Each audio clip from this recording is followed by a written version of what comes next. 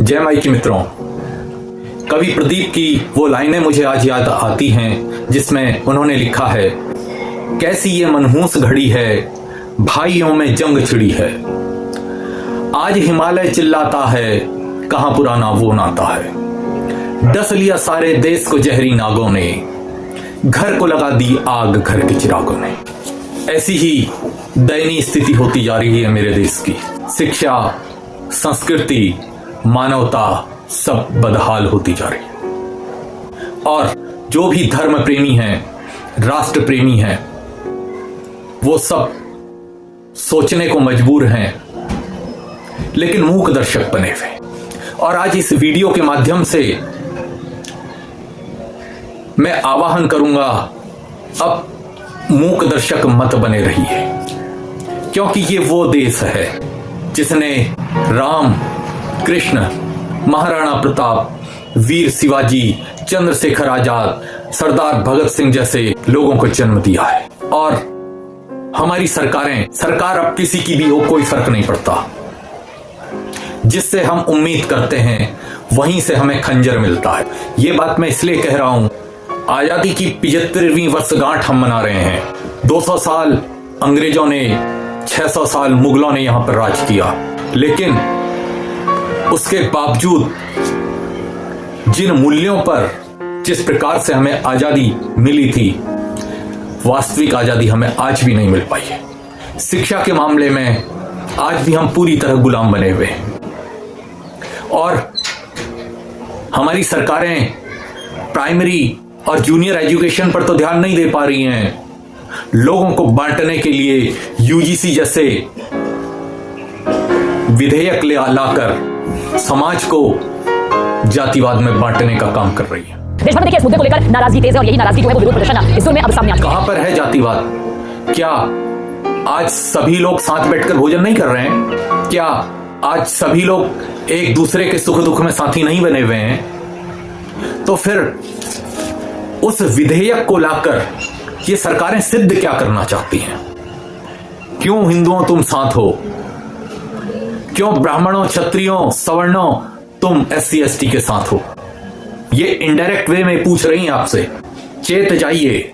इसीलिए मैं कह रहा हूं, चाहे भाजपा के लोग हों, कांग्रेस के हों, RSS के हों, आज भी उनके बच्चे उन्हीं कॉन्वेंट और पब्लिक स्कूलों में पढ़ते हैं जहां हाई मॉम और हाई डैड का कल्चर उन्हें सिखाया जा रहा है, जहां सनातन की कोई शिक्षा नहीं दी जा रही, जहां हिंदुत्व की कोई शिक्षा नहीं दी जा रही। और ये बुराई करेंगे मुसलमानों की। अगर मैं उस विषय पर बोल जाऊंगा तो कई लोग कहेंगे कि आप क्यों चर्चा कर रहे हैं, लेकिन इतना जरूर कहूंगा, 15 सालों से हमारी सरकार होते हुए भी लॉर्ड मैकाले की शिक्षा व्यवस्था की एक ईंट नहीं हिला पाए। कितने गुरुकुल खुलवा दिए सरकार ने। मैं संस्कृत गुरुकुलों की बात नहीं कर रहा हूं, गुरुकुल का स्वरूप है ना, मॉडर्न गुरुकुल खुलवा देते हैं। प्राइमरी स्कूलों में, जूनियर स्कूलों में खाना बांटकर गरीबी का उन्मूलन नहीं हो जाएगा। शिक्षा वो हथियार है जो हमें मजबूत बनाती है। पहली बात, योग्यता विकसित करनी चाहिए। आरक्षण देकर योग्यता विकसित नहीं होती। जो पढ़ाई में कमजोर हैं, जो आर्थिक स्थिति में कमजोर हैं, उनको आप आरक्षण दीजिए। नहीं, ऐसा नहीं करना है। क्यों? अगर ऐसा करेंगे तो राजनीति कैसे होगी?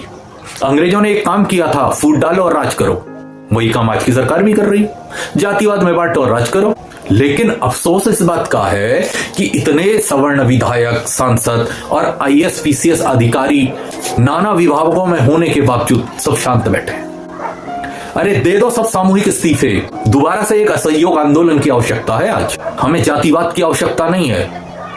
SC ST OBC वाले भी हमारे भाई बहने हैं, लेकिन हमें उन्हें मजबूत बनाना है। हमें तोड़ना नहीं है, हमें बांटना नहीं है।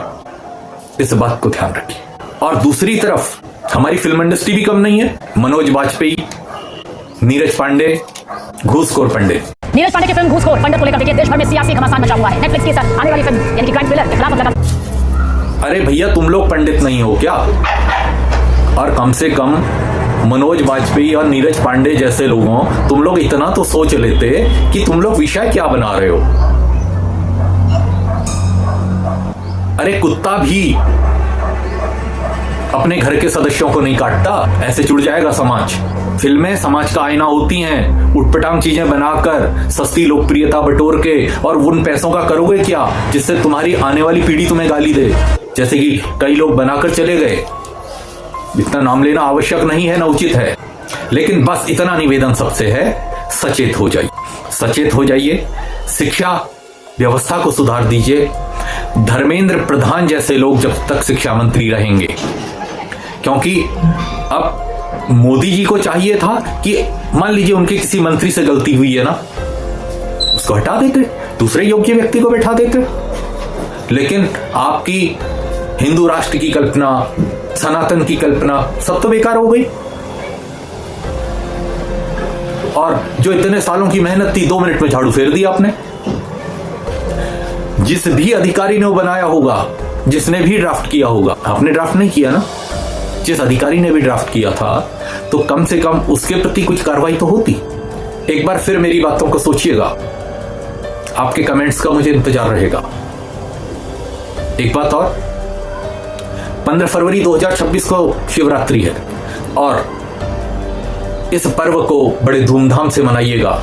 शिव सबके हैं और समस्त कष्टों और बाधाओं का निवारण करने वाले हैं। भगवान शिव ने हलाहल पीकर इस मनुष्यता का, मानवता का, सृष्टि का कल्याण किया, लेकिन उसी देव की ये रचना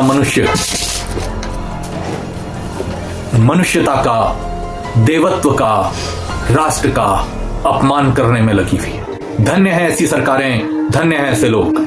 जाग जाइए, और आज नहीं जागे तो कल नहीं जाग पाओगे, बहुत देर हो जाएगी।